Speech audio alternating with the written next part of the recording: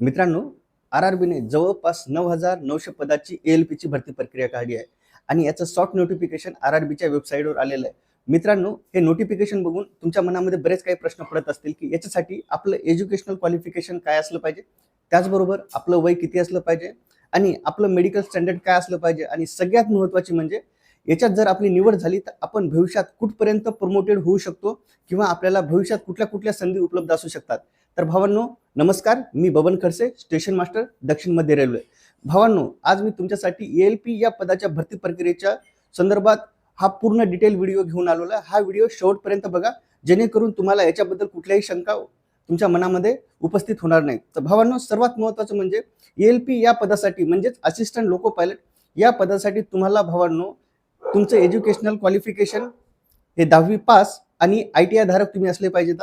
जर तुम्ही ITI धारक नसाल तर तुम्ही 10वी पास प्लस डिप्लोमा इंजिनिअरिंग म्हणजेच पॉलिटेक्निक केलेले असले पाहिजे. जर भावांनो तुम्ही हेही नसाल, जर तुमच्याकडे याच्या व्यतिरिक्त इंजिनिअरिंगची 3 वर्षाची डिग्री असेल तर तुम्ही या पदासाठी अर्ज करू शकता आणि याच्यासाठी तुमचं वय हे 30 वर्षाच्या आतमध्ये असायला पाहिजे. जर तुम्ही OBC वाले असाल तर तुम्हाला 3 वर्षाची सूट मिळते आणि जर तुम्ही तेच SC ST असाल तर तुम्हाला 5 वर्षासाठी याच्यामध्ये सूट मिळते. भावांनो, याच्या व्यतिरिक्त तुमचं सगळ्यात महत्त्वाचं म्हणजे याच्यासाठी मेडिकल स्टँडर्ड हे A1 या प्रकारचं असते.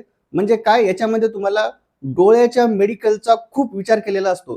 त्याच्यामुळे जो कोणी भाऊ चष्म्यावाला असेल त्याला या परीक्षेचा फॉर्म भरायचा असेल तर मित्रांनो, सर्वप्रथम तुम्ही जाऊन तुमच्या डोळ्याचं विजन चेक करून घ्या.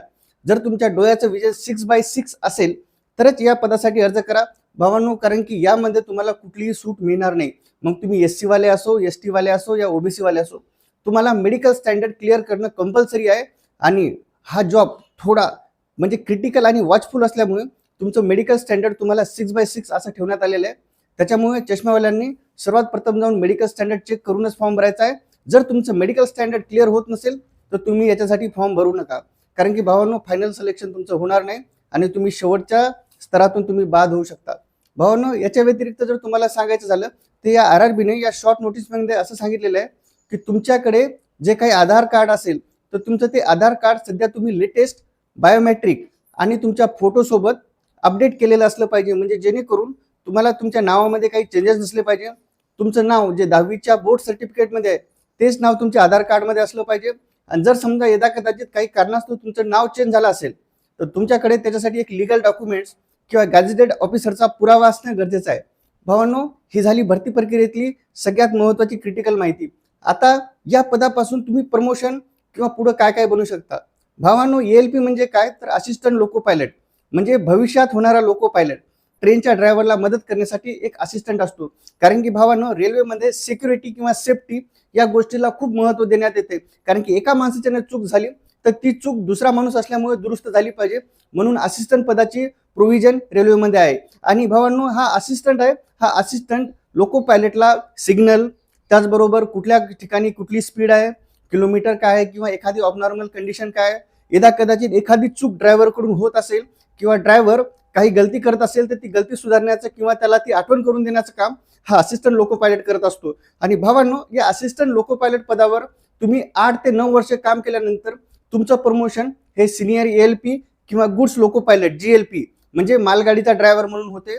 याच्यानंतर तुम्ही मालगाडीचा ड्रायव्हर म्हणून तुम्हाला जवळपास एक 5 ते 6 वर्ष एक काम करावं लागते. नंतर त्याचं तुमचं प्रमोशन हे पॅसेंजर लोको पायलट म्हणजे पॅसेंजर गाडीचा ड्रायव्हर असं होत असते. आणि परत तुम्ही पॅसेंजरमध्ये 5-6 वर्ष काम केले की तुमचं प्रमोशन हे मेल एक्सप्रेस लोको पायलट म्हणजे एक्सप्रेस गाडीचा लोको पायलट म्हणून तुमचं प्रमोशन होत असते. भावांना, हे तो झालं रेग्युलर प्रमोशन. जर तुमच्यामध्ये चांगल्या क्षमता असतील किंवा तुम्ही जर चांगले अभ्यासू असाल तर तुम्ही रेल्वेमध्ये मोठे ऑफिसरही होऊ शकता. जे काही इंजिनिअरिंग सर्व्हिसेसमधून ऑफिसर येतात त्या दर्जाचे ऑफिसर किंवा डिपार्टमेंटल ऑफिसर तुम्ही डिपार्टमेंटल परीक्षा पास करून होऊ शकता. त्यामुळे भावांनो, तुम्ही चिंता करू नका.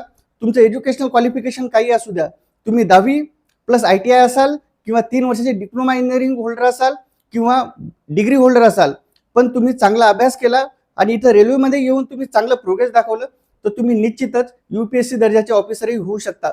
त्याच्यामुळे तुम्ही अभ्यासाला लागा, चांगला अभ्यास करा. या संदर्भात तुमच्या काही जरी अडचणी असतील तर तुम्ही मला कमेंट बॉक्समध्ये लिहायला विसरू नका. आणि आपलं हे जे चॅनल आहे खास करून महाराष्ट्रीयन मुलांना किंवा मराठी माणसांना रेल्वेमध्ये जास्तीत जास्त आणण्यासाठी कसं प्रोत्साहित करण्यात येईल यासाठी तयार केलेलं आहे. भावांनो, त्यामुळे तुम्ही जर आतापर्यंत माझं चॅनल सबस्क्राईब केलं नसेल तर सबस्क्राईब करा आणि जास्तीत जास्त फायदा घ्या भावांनो. तर भेटूयात पुढच्या व्हिडिओमध्ये. तोपर्यंत जय हिंद, जय महाराष्ट्र.